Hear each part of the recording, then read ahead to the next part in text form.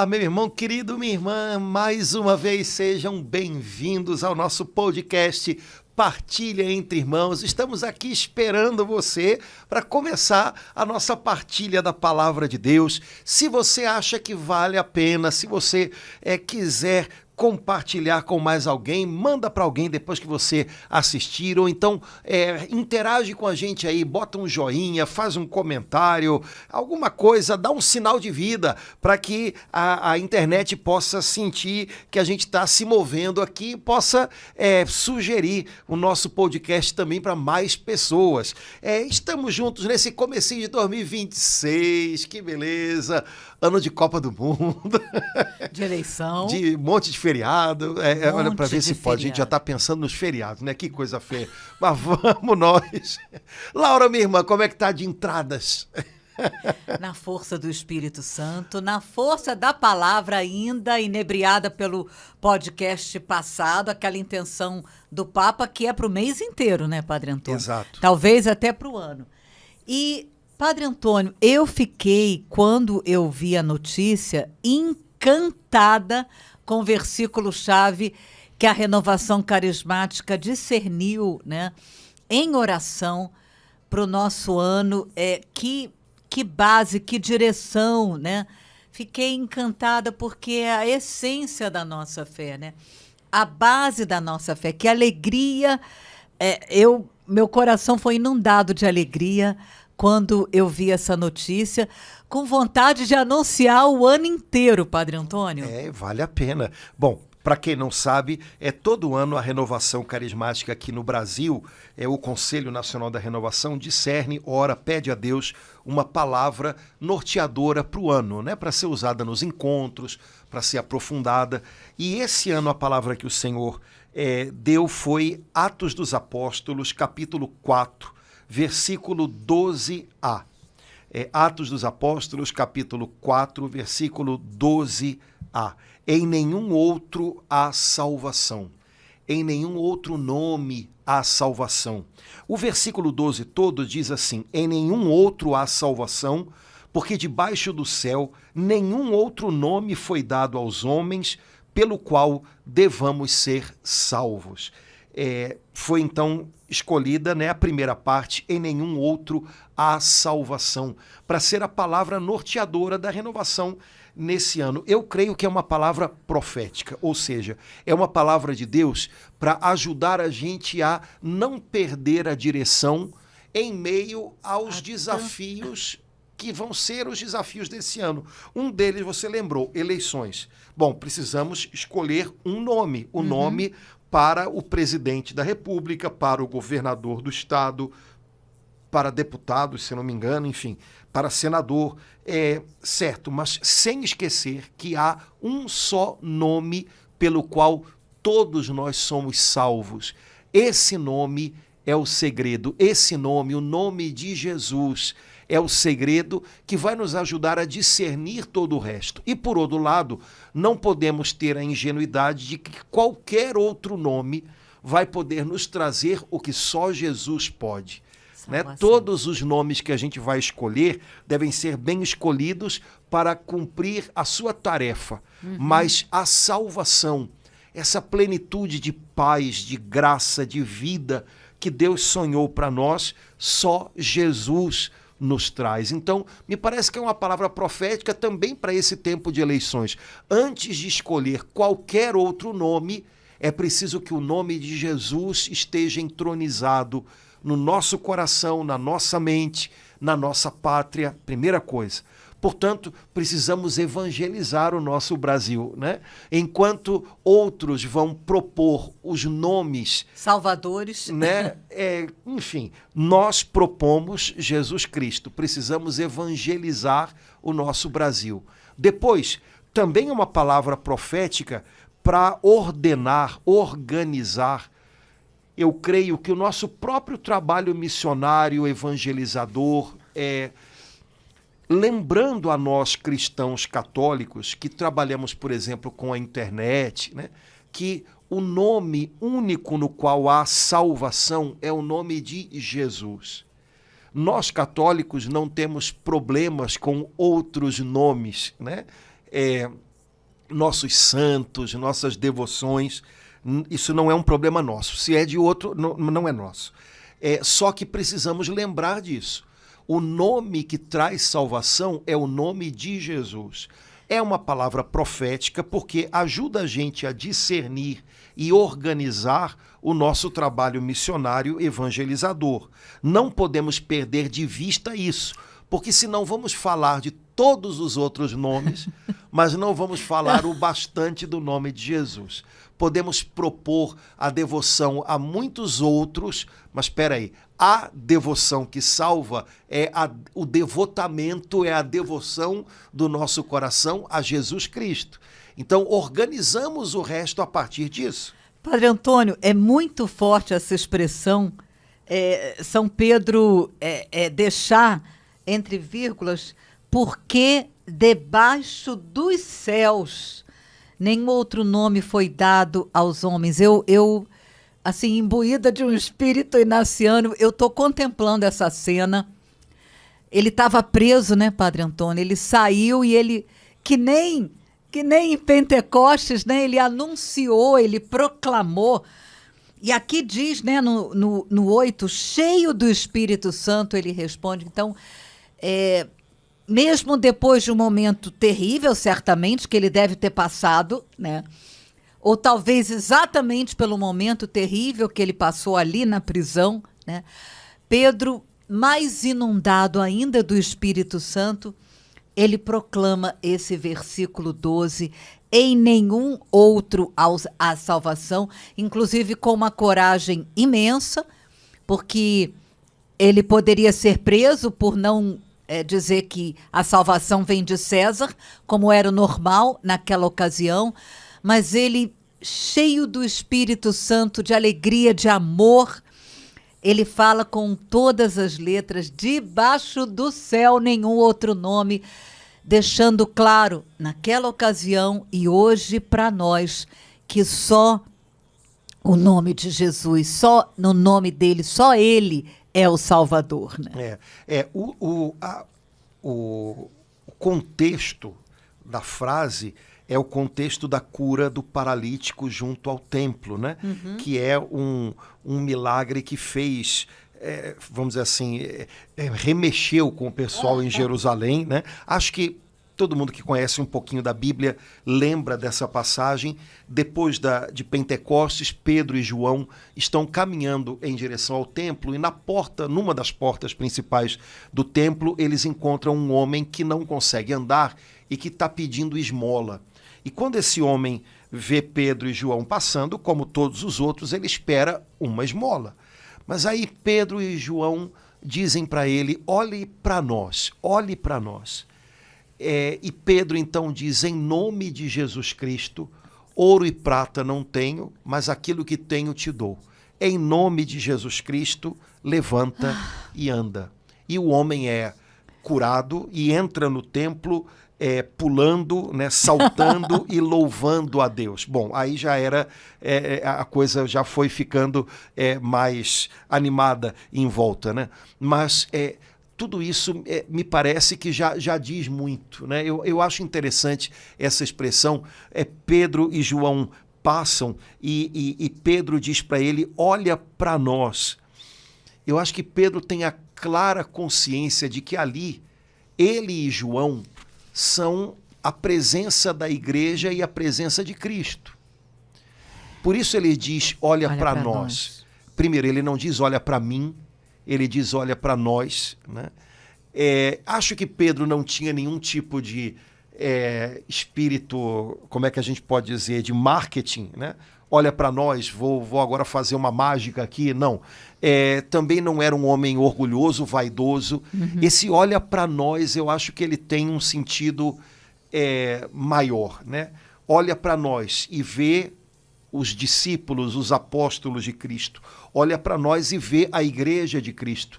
E na igreja de Cristo você vai encontrar o próprio Cristo. Você vai encontrar o nome de Cristo. Você vai encontrar a cura em Cristo, né? Olha para nós. E de fato o homem olhou e Pedro diz aquela palavra que todo mundo conhece, né? Mesmo quem não conhece muito a Bíblia, acho que essa frase, né? Não tenho ouro nem prata, mas o que eu tenho eu te dou. Em nome de Jesus Cristo Nazareno, levanta-te e anda. Eu acho que a frase já é ótima, porque ela fala alguma coisa que o senso comum entende fácil. A gente dá o que tem, né? Todo mundo diz isso, né? Ninguém dá o que não tem e a gente dá daquilo que a gente tem. E Pedro não tinha nem ouro nem prata, né? Mas ele tinha algo muito maior, né? Ouro e prata não tenho. O que tenho, te dou. Pedro, o que você tem? Eu tenho o nome de Cristo gravado na minha alma. Eu tenho o Espírito Santo de Cristo se movendo no meu coração. Eu tenho a fé derramada pelo Espírito Santo no meu coração, guiando os meus passos. Isso eu tenho. E isso eu posso te dar. E em nome de Jesus Cristo, levanta e anda. Acho que essa frase já devia ser uma boa coisa para a gente começar o ano, né? Olha, eu não tenho prata, eu não tenho ouro, talvez eu não tenha muitos recursos do ponto de vista humano, mas o que eu tenho, eu dou.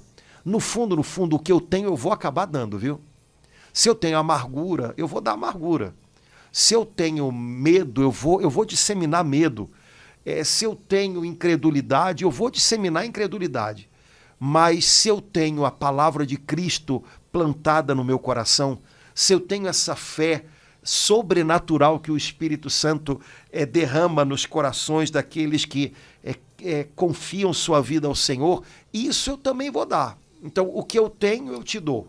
Eu quase que mudo a frase para o que eu tenho, certamente eu vou dar. Ponto. A grande pergunta é, o que você tem dentro de você? Muitos cristãos talvez nem imaginem muito bem, nem saibam muito bem o que carregam dentro. Ou até, enganados, imaginam que carregam o pior dentro. Porque só conseguem ver o que é superficial, o que a vida foi lançando sobre eles, e não sabem que, se cavarem, vão encontrar por debaixo disso que a vida jogou sobre a gente, algo muito mais precioso, algo poderoso.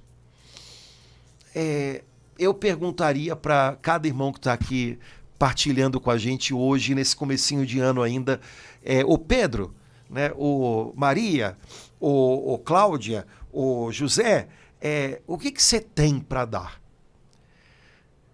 Acho uma pena que talvez alguns digam, eu tenho muita tristeza. Não, cava um pouquinho mais e debaixo dessa tristeza, você que é um filho de Deus, você que é um cristão, vai ver que você tem muito mais do que tristeza para dar.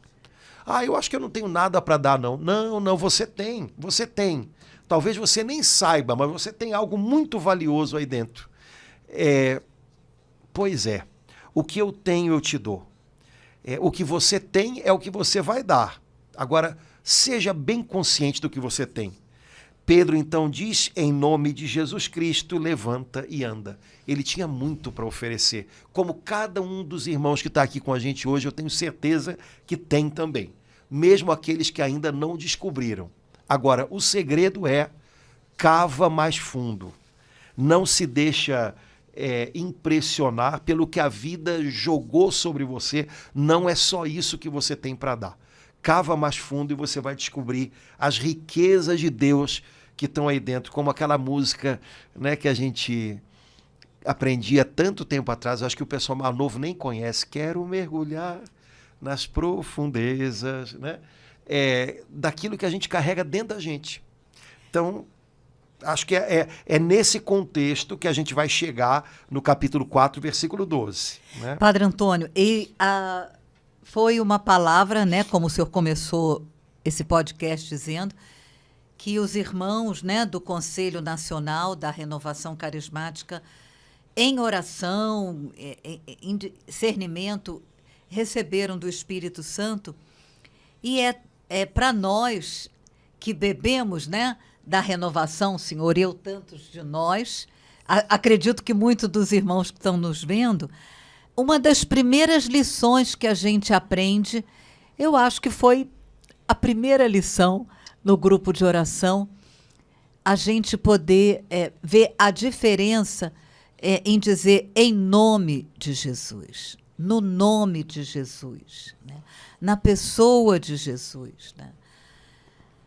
No poder do nome de Jesus. Isso muda, sim, porque foi essa palavra, né, que São Pedro falou para aquele paralítico, né, com aquele que não poderia andar, sair, né? Então, isso me leva, assim, fazendo um retrospecto de todos esses anos, né, de caminhada na renovação, a importância de viver, de anunciar, né, na oração pessoal e comunitária, no nome de Jesus, né, Padre Antônio? De poder dizer isso, de retomar. Às vezes, assim, não sei, Padre Antônio, eu tenho a impressão de que isso, não sei se é tão vivo como há 40 anos atrás. Não que a gente falasse por falar, eu não sei se para algumas pessoas ficou, mas aí é como se a gente não falasse mais. Eu, até hoje, quando eu oro, Padre Antônio, eu oro ao Pai em nome de Jesus. Sim, é a oração mais, como é que a gente pode dizer, mais original no cristianismo, né? Nome quer dizer autoridade também, né? Quando eu faço algo em nome de alguém, eu estou dizendo, olha, eu sozinho não faria isso, eu por mim mesmo não posso fazer isso, mas eu estou usando o nome, né? Eu estou usando a autoridade desta pessoa. É como se eu lembrasse que tem alguém por trás de mim, né, que me garante aquilo que eu estou dizendo, aquilo que eu estou fazendo, né? Enfim, orar em nome de Jesus, como você falou, tem todas essas características, de alguma maneira estar em conformidade também com a pessoa de Jesus, porque eu não posso usar o nome de Jesus como se fosse um carimbo no final de tudo que eu quero, né? As coisas têm que estar em conformidade com ele para que sejam ditas e feitas em nome dele. Jesus não empenha o nome dele em qualquer coisa. Não. Né? Mas, de fato, Laura, bom, a igreja sempre ora assim, mas a fórmula que há na liturgia é por Cristo nosso Senhor, né? É verdade. Ou então a fórmula mais esticada por nosso Senhor Jesus Cristo, vosso Filho, na unidade. Mas a fórmula na liturgia ela acaba ficando talvez passe um pouco mais despercebida, porque como se repete muito, e como não é em nome, mas é por Cristo, nosso Senhor, talvez as pessoas não liguem muito essa... Mas, na verdade, é exatamente isso, né? A oração da igreja na liturgia é sempre assim, né?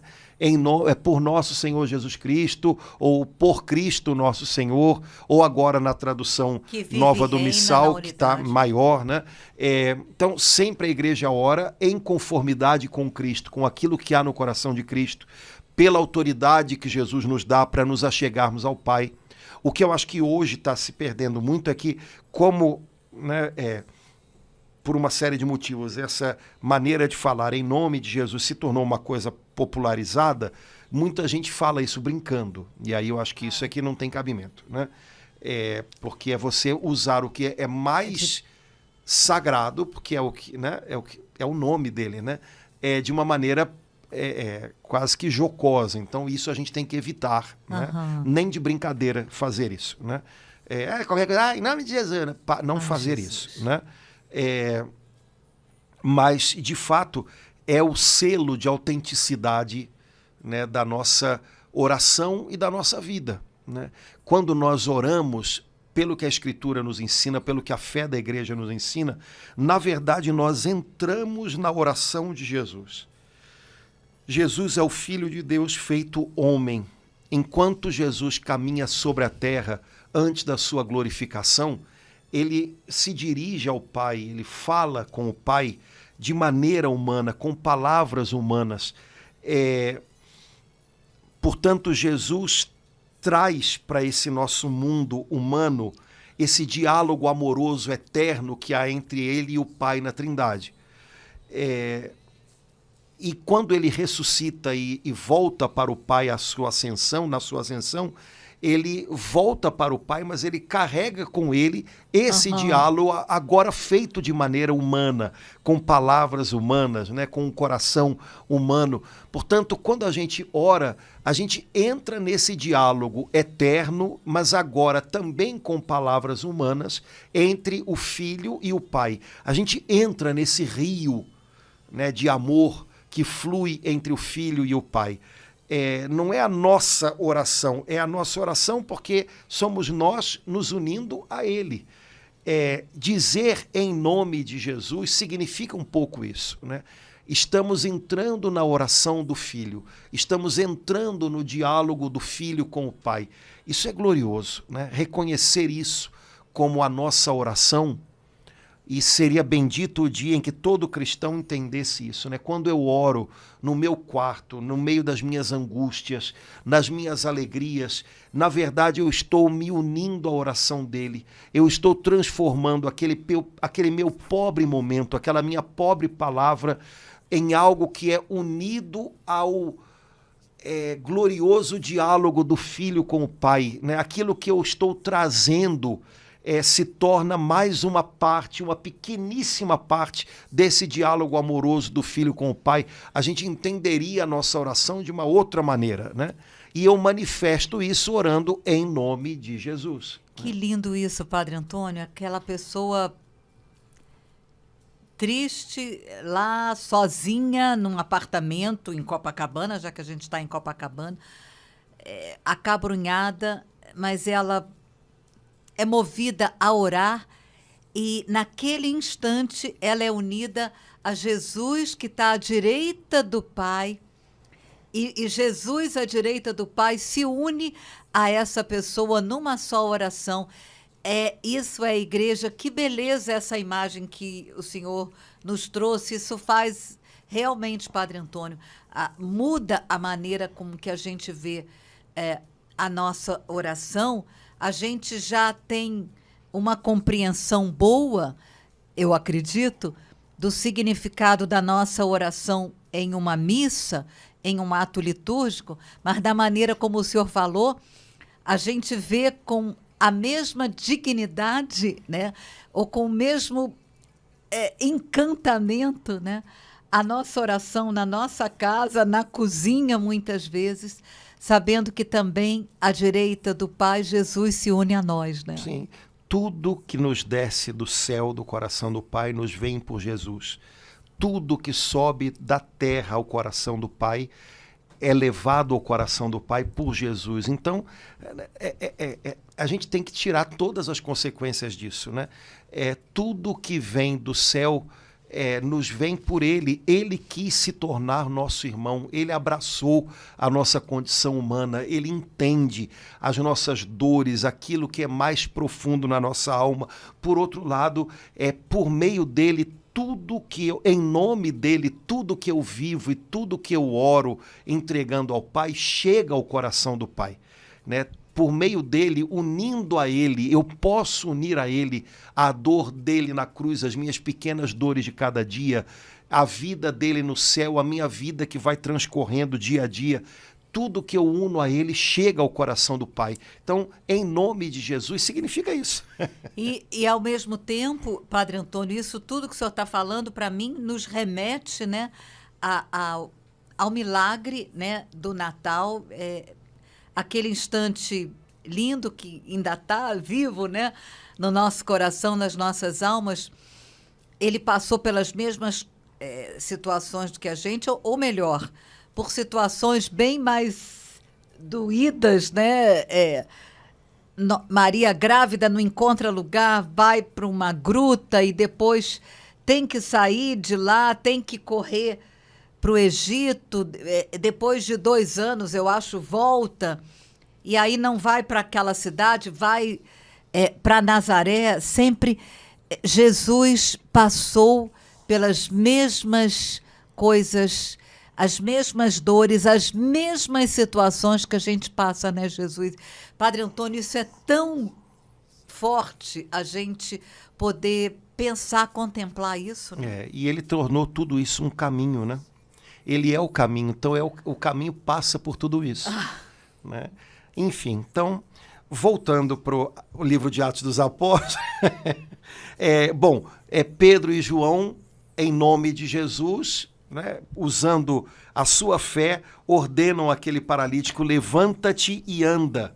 E aí, Pedro, tomando-o pela mão direita, levantou. Imediatamente os pés e os tornozelos do homem se firmaram. De um salto, pôs-se de pé e andava. Entrou com eles no templo, caminhando, saltando e louvando a Deus. E todo o povo o viu andar e louvar a Deus. Eu acho que é isso que o Senhor deseja que a gente experimente esse ano. Em 2026, o Senhor quer que todo o povo veja você, Laura, andando e louvando a Deus. Oh, glória a Deus. Andando para frente, amém, saltando às vezes e louvando a Deus. Amém, né? Padre Antônio. E quando as pessoas veem isso, o nome disso é testemunho. Isso é o que o Senhor espera da gente. Ele não espera que a gente convença as pessoas. Ele não espera que a gente faça coisas por ele, mas ele espera que a gente dê testemunho do que ele fez pela gente. As pessoas têm que ver na gente alguém que anda e louva. Anda e louva.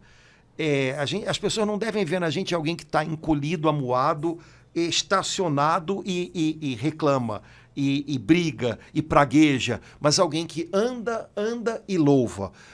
Isso é dar testemunho, né? Não é mais do que isso que o Senhor espera de nós, que a gente dê testemunho, que a gente permita que as pessoas vejam como Ele é bom e como Ele tem sido bom com a gente. Isso chega no coração das pessoas. Isso faz com que elas descubram, uau, qual é a autoridade que há por detrás disso. Tanto é que a pergunta que é feita a Pedro e a João depois do milagre é: no nome de quem vocês fazem isso? Com a autoridade de quem? Com o poder de quem? Porque estava na cara que não eram eles dois, né? Então, o que tem por trás disso? No fundo, a pergunta é essa.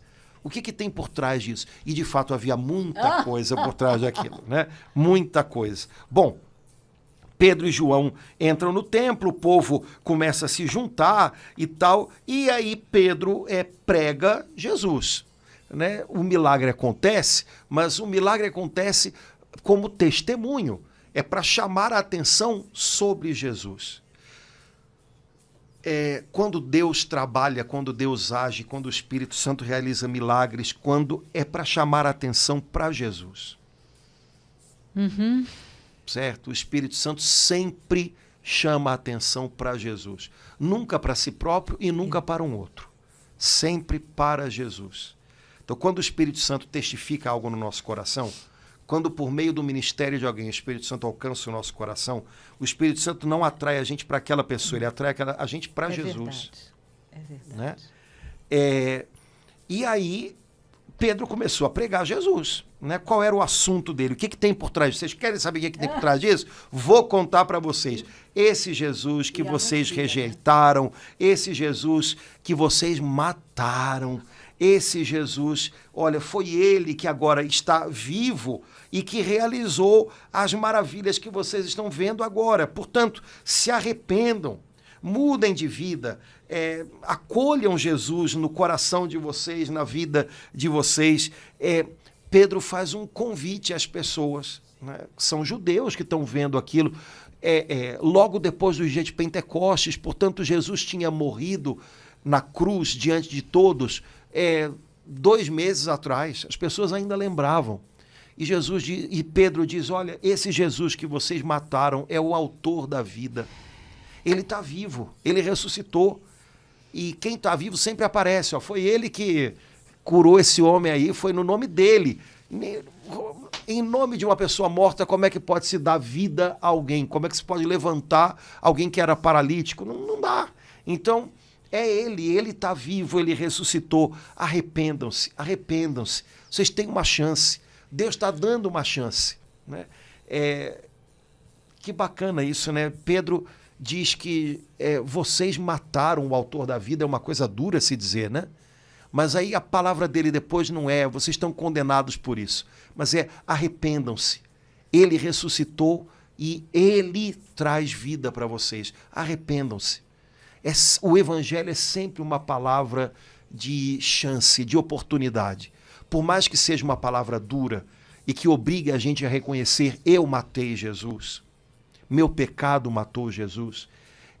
Isso nunca é para botar a gente para baixo, nunca é para dizer não tem mais jeito, mas é justamente para o contrário. Olha, ele ressuscitou e ele paga o mal com o bem.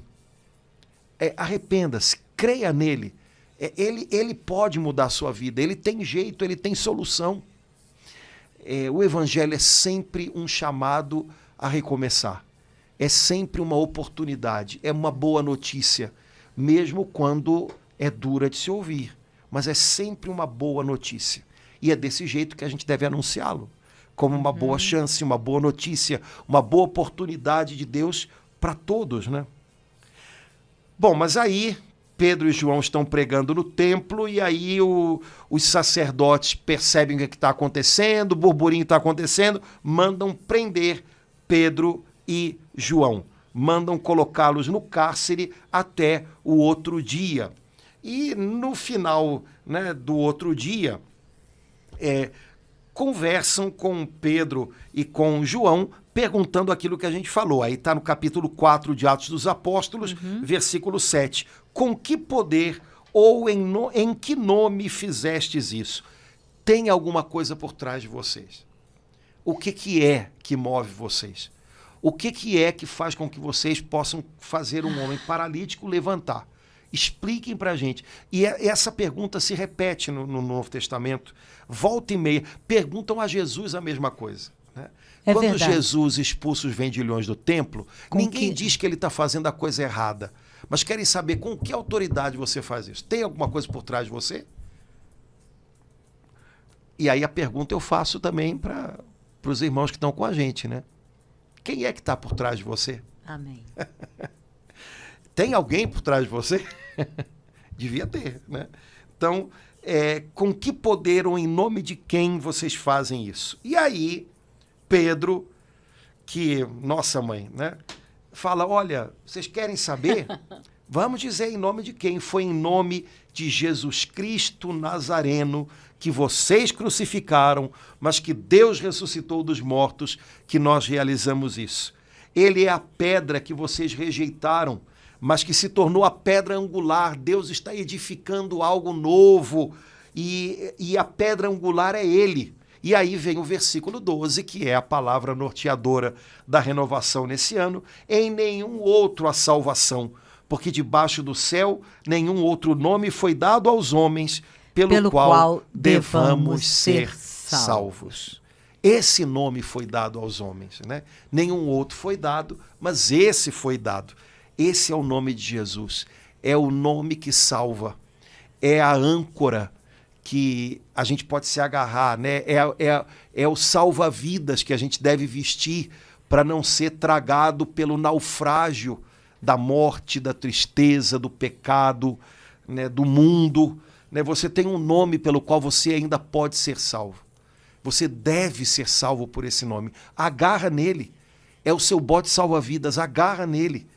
Você está naufragando, você está sendo afogado na tristeza, no desânimo, no pecado, no vício. Agarra no nome de Jesus. Esse nome salva.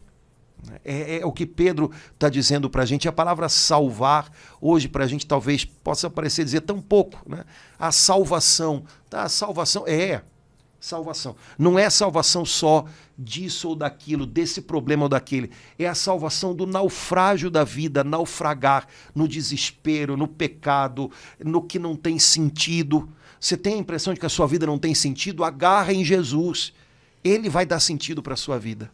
E usando o próprio milagre do que aconteceu com esse rapaz que estava, esse homem que estava à beira do templo, né? Quando a gente não conseguir se levantar, dar nenhum passo, né, Padre Antônio? Os irmãos que a gente, às vezes, vendo nas notícias de jornais, no Instagram, nesse finalzinho de ano, nesse início de ano, final do ano passado, no início desse ano, pessoas sentindo totalmente incapazes de dar um passo, né? como estava esse homem, concretamente, fisicamente, né? Sim. Invocar para nós e para aqueles da nossa família, porque às vezes na nossa família a gente tem pessoas que estão completamente imobilizadas, invocar o nome santo de Jesus. Sim. Por isso, tantos coxos paralíticos foram curados e são curados em nome de Jesus, porque Ele é o caminho. E Ele quer ver a gente caminhando. Ele quer ver a gente caminhando. Ele quer ver a gente caminhando. Só que há momentos em que a gente sozinho não consegue caminhar, né? E aí ele vem, ele dá a mão, né? Ele põe a gente de pé para que a gente possa prosseguir, né? E é interessante que várias vezes na Bíblia, pelo menos uma vez, bem evidente lá em Jericó, né, se diz, aquele homem que era paralítico começou a seguir Jesus. Né? Uma pessoa paralítica, ou seja, uma pessoa que não conseguia andar. No caso de Jericó, um homem que estava sentado à beira do caminho, de repente conseguia andar. E ele foi esperto, ele conseguia andar, mas vou para onde? Começou a seguir Jesus, né? No fundo, esse é o segredo, né? Não é caminhar para qualquer lugar, porque também é a gente que caminha para o fundo do poço, né? Padre Antônio, esse homem me comove profundamente porque ele estava lá abatido, pedindo uma esmolinha. A mudança que ocorre na alma dele, ele começa a pular, dançar e entrar no templo cantando, pulando, saltando, como diz o texto bíblico, né? Eu vejo, assim, no exemplo desse homem que foi curado, também um exemplo para nós. Eu talvez não consiga dar um salto, Padre Antônio, mas pular, dançar e louvar e cantar eu posso. Exato. Então vamos fazer isso. Eu acho que o inesperado de Deus gera essas coisas, né? É verdade, Padre Antônio. Gera esses transbordamentos de alegria. Gera isso. As coisas de Deus, elas nos surpreendem e elas alargam a nossa alma. Talvez o que esse homem tenha vivido a vida inteira encolhido, né? Porque quando você não consegue andar, né? E de repente, né? Sei lá, acho que até fisicamente, né? Ele deve ter desabrochado para a vida, né? É o que Jesus faz com a gente, né? Laura, só para a gente já ir terminando, mas depois do versículo 12 tem um detalhe. Eu chamar a atenção, eu acho tão bonito isso. Eu vou usar aqui o lecionário. O 13, Padre Antônio? Porque é a tradução que tem na liturgia da missa, né? Quando Pedro falou para os sacerdotes e para os doutores da lei, olha, foi em nome de Jesus Cristo que nós realizamos isso. Ele sabia que ele ia ter problemas e teve, né? A Bíblia diz assim, os chefes dos sacerdotes, né, os escribas, eles ficaram admirados ao ver a segurança com que Pedro e João falavam, pois eram pessoas simples e sem instrução. Então, primeira coisa que me chama a atenção, Pedro e João eram seguros naquilo que eles diziam. Como uma pessoa que sabe... Mesmo diante de pessoas importantes. E uma pessoa que sabe o que está dizendo. E aí é legal porque aqui se fala coisas de uma maneira muito humana, né? Os doutores da lei, os escribas, eles eram homens bem formados, como você está dizendo, homens importantes. Que eles tivessem segurança ao falar, não se espanta ninguém. Mas eles ficaram admirados vendo a segurança de Pedro e João, porque viam que era um homem simples e sem instrução. Você ver homens simples e sem instrução falando com segurança, porque sabem do que estão falando, ao ponto de impressionar homens que estavam acostumados a falar para muitos, a ser mestres. Eu acho isso muito bacana. Forte, muito bacana. Eu acho que a gente pode lembrar de tantos e tantos santos e pessoas que talvez algumas você tenha até conhecido, né? Pessoas que simples, sem instrução, quando falam da palavra de Deus, quando falam daquilo que sabem, falam com uma serenidade e com uma segurança tão grande que aquilo testifica para a gente. Isso vem de Deus. Mesmo as pessoas endurecidas, as pessoas poderosas são tocadas diante de um testemunho desse, né, Padre? Lembrei agora, né, quando São Francisco chega para falar com o Papa em Roma, né? São Francisco, a gente idealiza as coisas, São Francisco era e tinha a aparência de um mendigo. O Papa vê um mendigo querendo falar com ele, né? E o Papa ouve aquele mendigo e o mendigo dá toda a compreensão ao Papa de que, de fato, por trás dele havia uma autoridade que o garantia e que era o chefe do Papa, e o Papa tinha que obedecer a essa autoridade, que era Cristo, né? Então o Papa dá privilégios, entre aspas, a São Francisco, dá a São Francisco o privilégio de ser pobre, né? Mas você imagina um mendigo falando ao Papa e fazendo o Papa compreender, isso vem de Deus, vamos fazer diferente, temos que nos adaptar ao que Deus está nos trazendo por meio desse homem. Mas São Francisco devia falar ao mesmo tempo com uma imensa humildade e uma verdadeira segurança que só Deus dá. Padre Antônio, não tem como eu deixar de lembrar, não sei se o senhor chegou a conhecer, na cidade de Cruzeiro, tinha um homem, ele era conhecido assim, né? O nome dele era Zé Pretinho. E ele falava dessa forma. Ele tinha mínimo de instrução, falava um português errado. E uma vez o Hugo, marido da Mercedes fez de tudo para orarem, porque ele tinha, entre outros dons, né, o dom de, em nome de Jesus, clamar pela cura. Ele percebeu que o Hugo era uma pessoa, então ele disse, olha, antes de eu orar, eu preciso pedir que você me cubra com a misericórdia de Deus, senão você não vai ser alcançado porque eu falo errado. Então, assim... E o Hugo foi curado, Padre Antônio, daquele problema que eu não me lembro agora qual é. É isso que o senhor acabou de falar, né, Padre Antônio? Como aconteceu aí, a gente fica assim tocadíssimo e admirado de ver, né, as pessoas, as humildes. O senhor deve experimentar isso muito, eu também vejo isso aqui em Copacabana, falando só na força do Espírito Santo poderiam falar dessa forma. E aí, Laura, aparece uma coisa eu acho linda, né? Os chefes, os sacerdotes, os escribas, admirados com a segurança com que Pedro e João falavam, porque eram pessoas simples e sem instrução, reconheciam que eles tinham estado com Jesus. Reconheciam que eles tinham estado com Jesus? Essa frase pode dizer muita coisa, né? Pode dizer, eu lembro, eu acho que eu vi esses rapazes aí, esses caras aí com Jesus, eu lembro. Ou então pode dizer, ouvindo eles falarem, a gente percebe... A gente lembra de algumas coisas que Jesus falava, e Jesus impressionava muito esses homens. Reconheciam que eles tinham estado com Jesus. Que coisa linda, meu Deus. Eu creio que, no fundo, o que a gente precisa para ser servo de Deus, para ser pregador da palavra de Deus, para ser... evangelizador, não é outra coisa. Que os irmãos reconheçam. Que as pessoas reconheçam, essa pessoa tem estado com Jesus. Ele tem estado com Jesus. Que coisa Porque linda. Porque diz coisas que o outro não poderia dizer.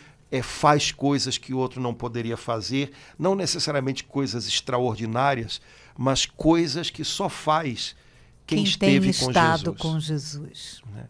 Existem gestos de amor que só faz...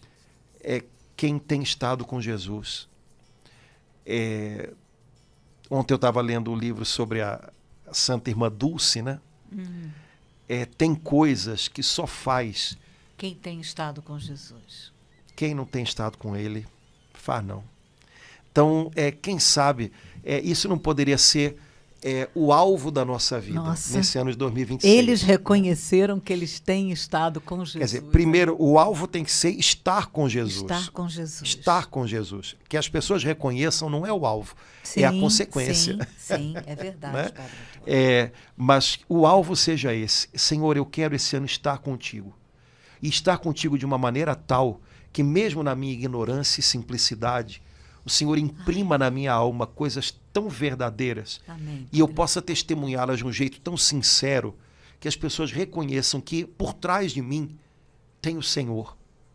Eu estou vivendo, eu estou falando, eu estou orando em nome do Senhor, porque a autoridade que me sustenta, a autoridade que me levanta, a autoridade que me impulsiona é a autoridade da tua presença. Então, reconheciam que eles tinham estado com Jesus. Me permite dizer, Padre Antônio, é o que eu experimento cada vez que eu vejo o Papa aliando. Ele esteve com Jesus. Pois é, então, assim tem que ser com a gente, né? Que de verdade, por aquilo que a gente faz, não pela figura da gente, mas por aquilo que a gente faz, pelo modo como a gente faz, né? E diz que as pessoas possam reconhecer: esse cara, essa moça aí anda com Jesus. Que a gente leve às pessoas alguma coisa que a gente recebe dele. Eu também quero estar com Jesus. Né? Que a gente possa dar para as pessoas o que a gente recebe dele. No fundo é isso. Né? E que esse seja o alvo da vida da gente em 2026. Que o alvo não seja ganhar mais dinheiro, comprar não sei o quê, ter essa posição. A gente acaba entrando em tanta coisa que de fato não vale a pena. Se vier, veio. Se vier, veio. Deus abençoe, que bom. Mas o alvo tem que ser estar com Jesus. Padre Antônio, eu quero mandar um abraço especial para o Vicente. Eu esqueci o nome dele, o presidente é Vinícius. Klaus, agora é o Klaus. Klaus, todos os irmãos do Conselho da Renovação Carismática, por essa inspiração que Deus deu a eles, por essa palavra maravilhosa que eu creio nesse ano de 2026 vai fazer grandes coisas nas nossas vidas. Isso, em nenhum outro a salvação. Em nenhum outro. Mas o avesso dessa frase é que tem toda a salvação num Jesus de Nazaré. Em um nome há toda a salvação. Basta agarrar-se a ele e desse naufrágio da vida a gente é liberto e a gente é levado por ele até a caminhar no meio dessas águas. Então, vamos em frente com Jesus. Amém. Irmãos queridos, Deus abençoe. Laura, até a próxima, se Deus quiser. Se Deus quiser, vamos Padre em frente. Antônio. Vamos em frente. Tchau, tchau, gente. Tchau, até logo. Irmão.